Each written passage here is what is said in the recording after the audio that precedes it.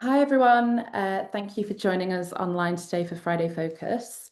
Friday Focus is an online talk series that is hosted by the Hunterian, and we are the museum and art gallery at the University of Glasgow. In each edition of these talks, we hear from a different speaker covering a different topic, and we tend to look at our exhibitions and displays that are happening across our venues, as well as research that goes on here at the Hunterian and across the University of Glasgow, and all the exciting work that happens behind the scenes with our collections. So today I'm really pleased to be joined by my colleague Tui Russell, who is the Collections Management Support Assistant here at the Hunterian. And Tui's going to talk to us today about the art of camouflage. So we'll be exploring the history of camouflage as a multidisciplinary collaboration during the 20th century. And we'll be looking at the pivotal but underappreciated role that the University of Glasgow's Zoology department played in the making of this history. So before I hand over to Tui, I just wanted to let you know that there'll be a bit of a presentation, and then at the very end, there'll be some time for any questions that you might have. And you can pop your questions in the chat by clicking on the speech bubble at the bottom of your screen, and I will read those out for you at the end.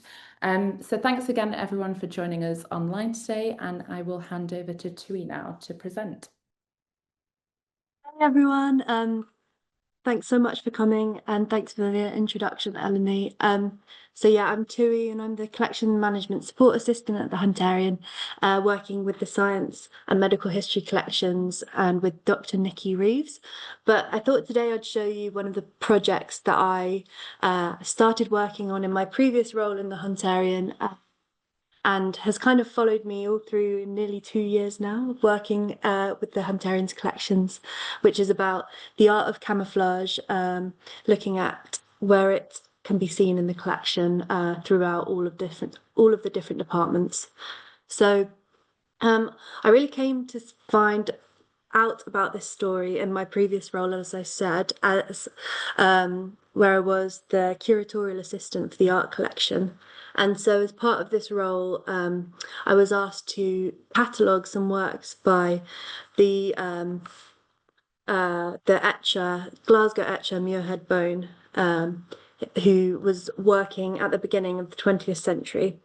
And so one of the paintings, amongst all the paintings and drawings and etchings that we took in this collection, the one that really caught my eye was this one on the left, the Leviathan entering Liverpool.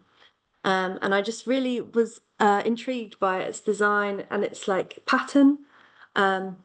So for those of you who don't know, this kind of like striping pattern that you can see here is commonly known as dazzle painting, and it's kind of sea camouflage technique which uses painted lines and stripes in an attempt to distort the shape of a ship, so it can't be interpreted accurately through a rangefinder or a viewfinder. So I'd kind of heard about this pattern before from more modern examples of it, such as the Peter Blake Merseyside ferry, which some of you might know, but I'd never seen it in a more historical setting, and never known about the development of it and how it came to be. So, as an art historian with my background in art history, I thought the best way to kind of look at this was through trying to see if we had any other depictions of dazzle painting or dazzle ships in the collection. And that's when I came across this really interesting turret ship in a dry dock. So this is by Edward Wadsworth, who actually painted Dazzle himself onto ships when it started being rolled out. And I think it really describes well the kind of aims of what Dazzle Camouflage was trying to do by showing how a ship's shape can be completely kind of hidden and distorted within a background of these lines. And so it really emulates the kind of idea that Dazzle was trying to create. So while researching Dazzle and camouflage in general, one name kept coming up again and again, and it was a name that was familiar to me, and that name is John Graham Kerr. So I was familiar with this name because of the Graham Kerr building, which is where the Hunterian Zoology Museum is held, and also is a place where some university lectures happen, had some undergraduate lectures there. But didn't know about the history of Kerr or his pivotal role in the history of camouflage. I should also say that it was actually Kerr's birthday yesterday, which is why Eleni approached me to do this talk today. So happy birthday, John, as well. But yeah, so a bit of a background on Kerr. He started off at Edinburgh University studying mathematics, but after a really transformative trip to Bolivia, he decided to change his course and actually do natural philosophy in Cambridge instead. So he graduated from Cambridge in 1896, and then in August 1902, he was appointed as Regius Professor of Natural History at the University of Glasgow, where he also became the honorary curator of the zoological collections at the Hunterian. And both these roles, Regius Professor and Curator, are roles that he undertook for 33 years. So this is one of the charts that I found when kind of looking into the zoology collection. And I think it really explains the kind of interesting ideas about camouflage and some ideas about dazzle being brought out here. There wasn't much about it on the record, and so it's a bit of a mystery, but I've really picked it out because I just think it's a brilliant piece of kind of modernism and kind of demonstrates this interesting intersection between art and science that's happening in camouflage discussions. So there's a number of other teaching charts that I've shown here, which were around during John Graham Kerr's tenure at the university, and they reflect a deep interest in camouflage and its biological foundations. So these materials would have been used in the zoology building, and they also demonstrate the big field of camouflage just generally in zoology and how what a key tenet of zoology it is. So I like a lot of examples here that show kind of background mimicry, these frogs showing the disruptive coloration. But I was especially taken by these kind of, I think they're called stonefish, but I might be wrong there, scorpionfish maybe. But I think their design is really interesting if we think about what becomes of dazzle and the way they use counter shading and block shapes to kind of break up their bodies. I think they're known as really excellent camouflagers. They're known to be really great at camouflaging. So it's interesting to see how maybe some of these principles were embedded into Kerr's later ideas. So I think it might be clear to everyone by now, but just in case, I'm not a zoologist or an entomologist, and I've never studied either of these subjects formally. So kind of embarking on this research has been a really great excuse to get curators Jan and Mike to show me their lovely collections. And so thanks so much to both of them. And it's also, like I said before, really highlighted how big the field of camouflage study is within both topics, which is seen throughout the Hunterian's collection, both before and after Kerr's tenure. And so I thought this would be a good excuse to show some lovely moths and butterflies in like typical research collection storage. I really like the way the moths on the left are displayed in their own habitats, which really demonstrate the brilliance of their camouflage, which you wouldn't be able to see if they were on the white background. And it's just an amazing feat of science that they can look so camouflaged against the kind of bark that they're on. You can try and spot the animals if you go really close. And then on the left here, I think these are some tiger moths, which are showing some beautiful, like distractive coloration, maybe linking to their toxicity. They're trying to signal toxicity to other animals. So there's many, many more trays like this in the collection and many examples from zoology as well. It's an incredibly extensive collection. So back to Kerr. At the outbreak of the First World War, Kerr was concerned about the fact that both American and French ships had started to be painted in plain kind of camouflaging colours, but that the UK ships were just painted in their normal pre-war bright colours. So he wrote to Winston Churchill and the Admiralty, urging the British to develop a scientifically based camouflage technique for early ships. And this began to be rolled out early in the war. but then was later scrapped in favour of new designs by the artist Norman Wilkinson, who is now well known as the inventor of Dazzle. So I was able to spend some time a couple of weeks ago going through Kerr's archive in the University of Glasgow's Archives and Special Collections, and I found many of these images and letters, and I've tried to highlight a couple here to show you what the archive kind of shows, including this letter in the top corner, which acknowledges that the Admiralty knew about Kerr's ship design and were thinking about that in terms of their own camouflage. So if you can see a difference between an early, I'm going to call it a Kerr ship, although Kerr never really was fully in favour of the early designs of camouflage, in fact had a lot of problems, but we'll say this is more based on his design, so the Kerr ship, and then the Wilkinson ship later on. So we've got the HMS Argonaut and the Empress of Russia. And what you can really see here is the way Wilkinson's designs are much more angular, sharp, and visually striking. They just look much more designed. Kerr complained to the Admiralty that the masts and the funnels were often unpainted on Wilkinson's ships, which he felt would completely ruined the point of doing the Dazzle design in the first place, because it would have made 2 points to be able to angle from.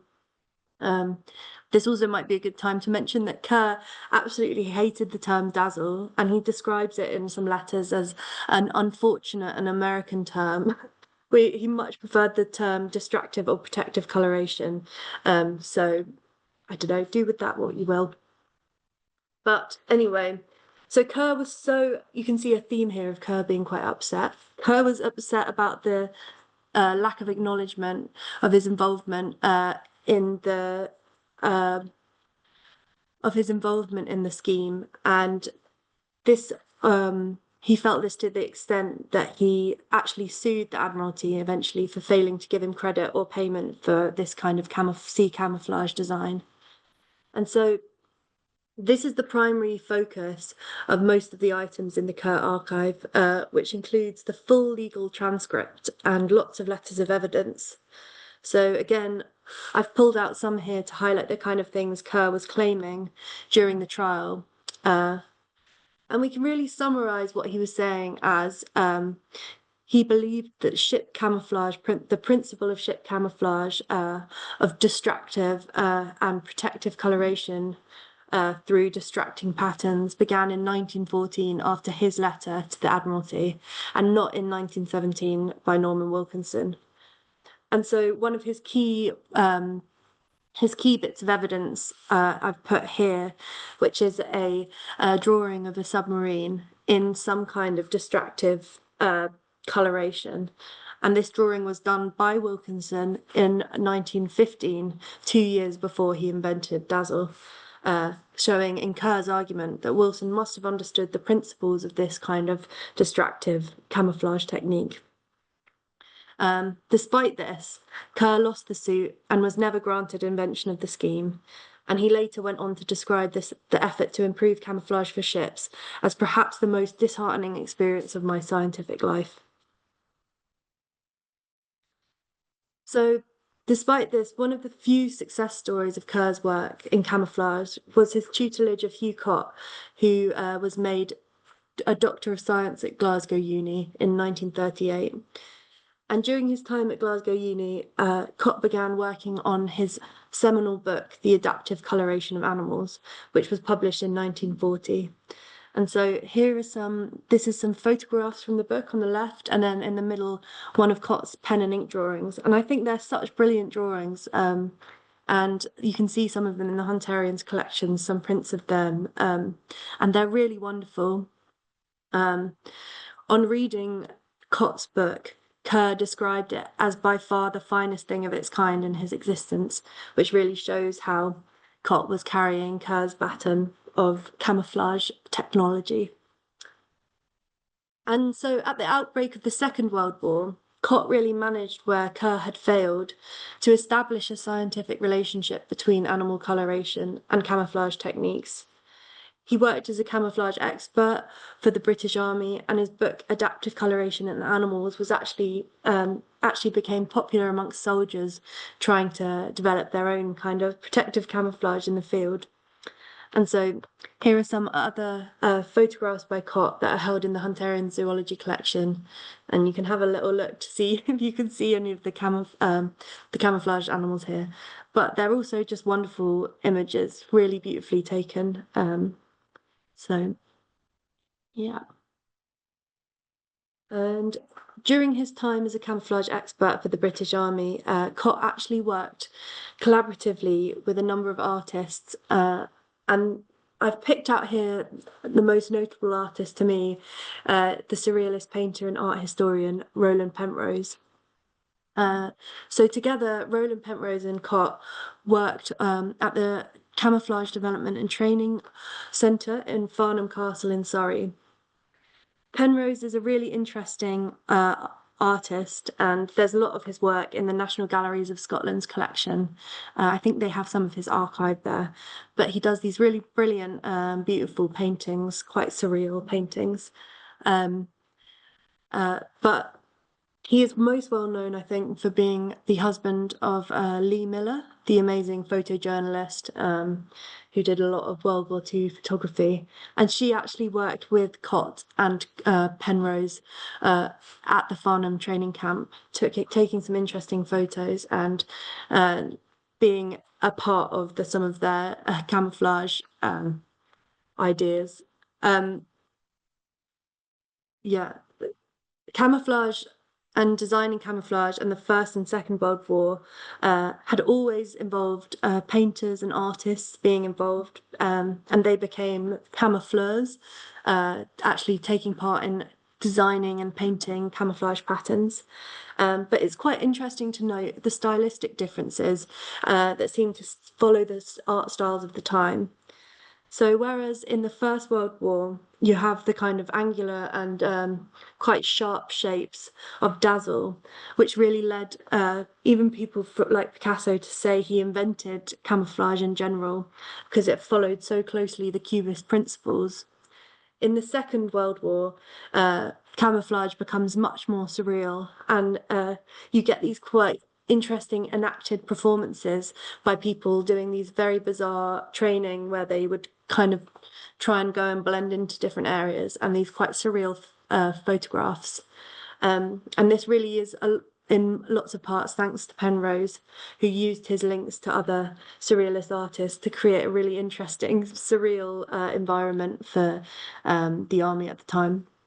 And this is really the key interesting point, is the army relying on this cross collaboration between artists and zoologists during this period of time, and its willingness to like lean into the surreal of this, letting people who would often have been anti-establishment or non-mainstream into the heart of the most establishment thing as the army. And it's a really interesting period for that sake.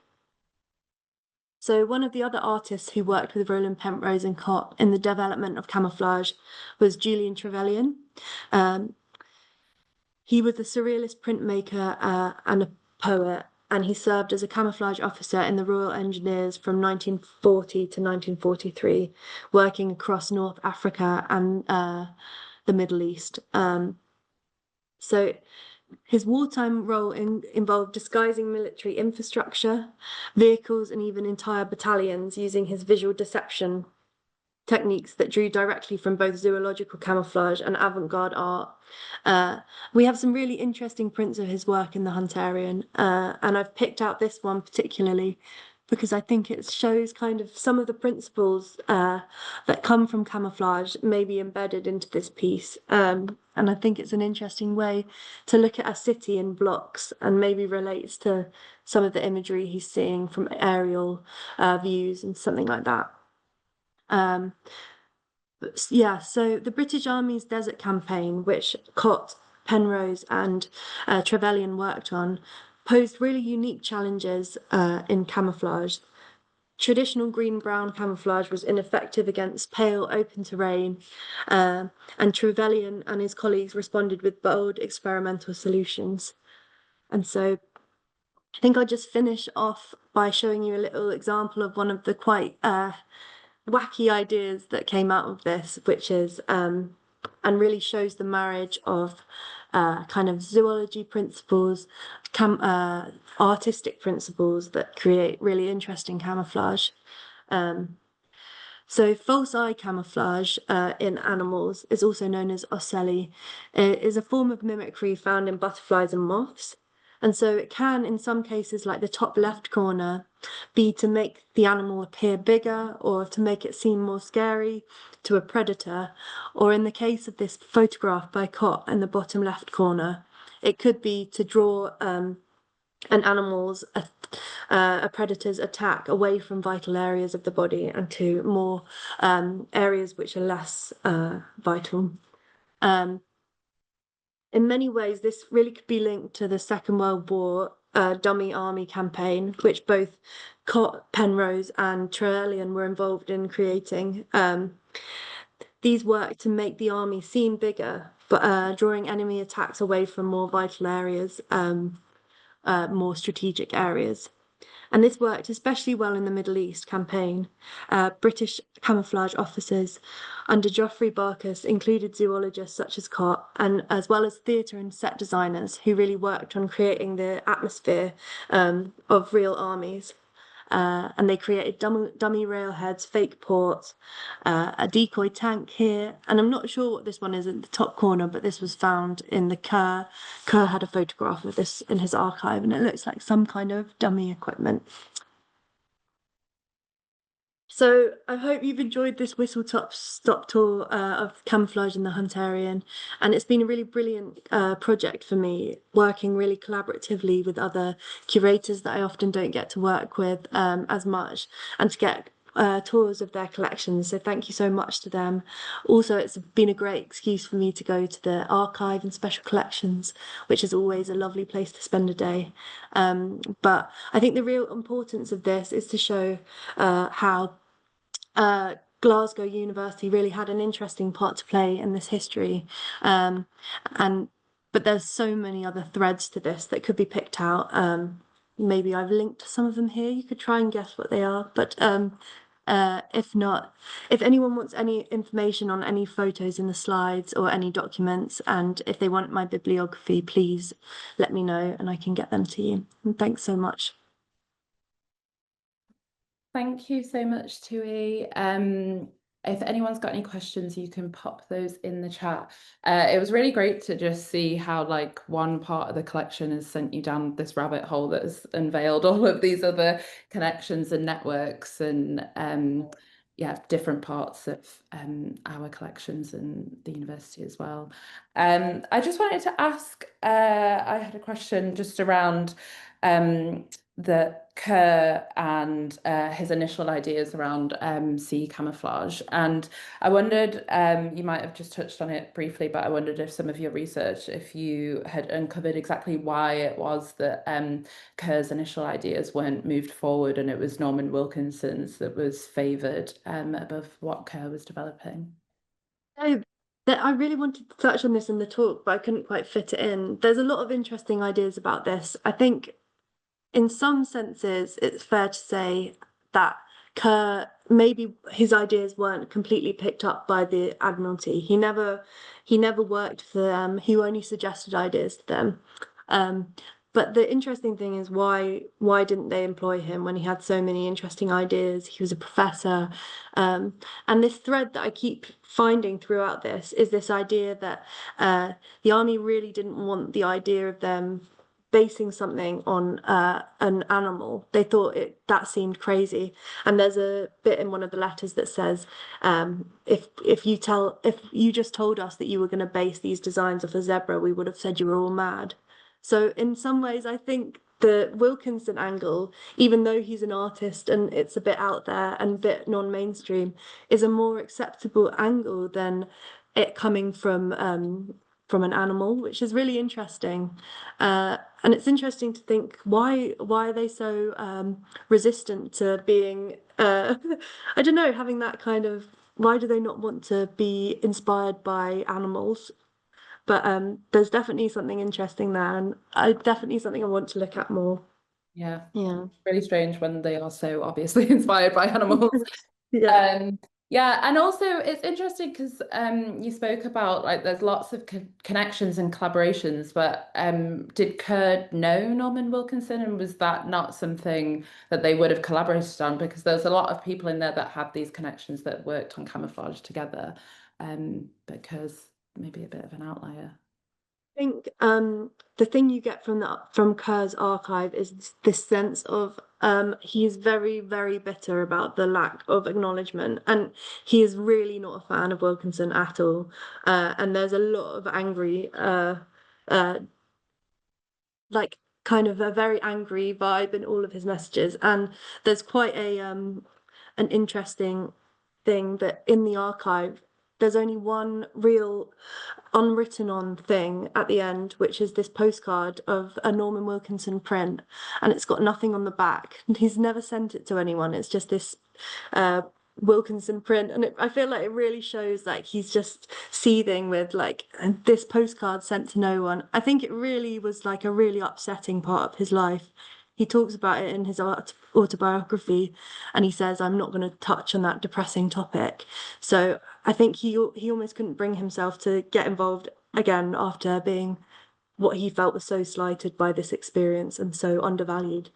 So I don't think he would have worked with Norman Wilkinson, but it really is interesting that Cott gets a lot more kind of respect, even though he was the only scientific member of that Farnham board, and so they're still only relying on one scientist, and it's mainly a lot of artists. So that's an interesting interplay. And Cott actually writes to Kerr at the time and says, they're kind of not listening to my ideas about science and they're doing much more artistic interpretations of it. So there's definitely a lot of tension there. And I think they didn't always work together that amicably. I can't say that word right now. But yeah, Amicably. amicably. That's it. Thank you. Thank you. And also, you mentioned that like interesting juxtaposition between like artists who would be quite anti-establishment, then collaborating on this thing for the army. But I wondered if that was just like a case of like what was available at the time with like military infrastructure booming. Was that just like an opportunistic moment for artists? Definitely, and I think it's definitely a way. I think Roland Penrose. I'm not sure if this is something I've just read somewhere, so I'm not exactly sure if it's true. But as far as I can remember, he was a pacifist, and so for him, it was a way to not to get involved in the war in a way that didn't feel like he was fighting or attacking anyone. Maybe. I'm not too sure on that. But I think for a lot of these artists, it was a real way for them to use their skills in a way that was non-combative. And yeah, there's an interesting element to Dazzle, which is it was often designed and painted by women especially in the RA, and so there's a big element of that women are actually designing these patterns at home, and then it's being painted by men abroad. But yeah, there's lots of interesting elements to that. There's definitely there's definitely some interesting stuff going on there as well. Thank you so much, Tui, and thank you everyone for joining us online today. I think that's just about all that we've got time for. Thanks for this presentation. There'll be a recording of this available on our YouTube channel soon. And I think Tui has also summarized some of this research in a narrative on our online collection search, so you can find that on our website by searching for our online collections. So thanks again, everyone, for joining us online today, and thanks, Tui. And I hope you all have a lovely weekend when it comes to it.